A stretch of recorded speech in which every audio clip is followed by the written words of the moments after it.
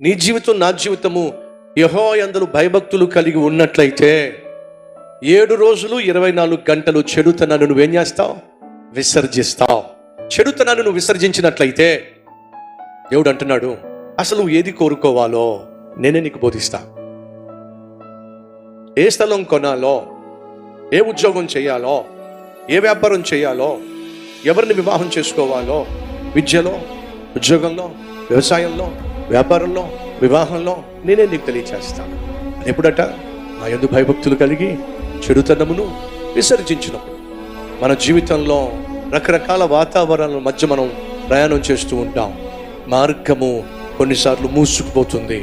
వాక్యమే మన మార్గాన్ని కనపరచటానికి అడ్డుగా ఉన్న మంచును సంపూర్ణంగా శుద్ధీకరించేది దేవుని వాక్యం. కాబట్టి భక్తుడు సెలవిచ్చాడు, నీ వాక్యము నా పాదములకు దీపము, నా మార్గమునకు వెలుగు.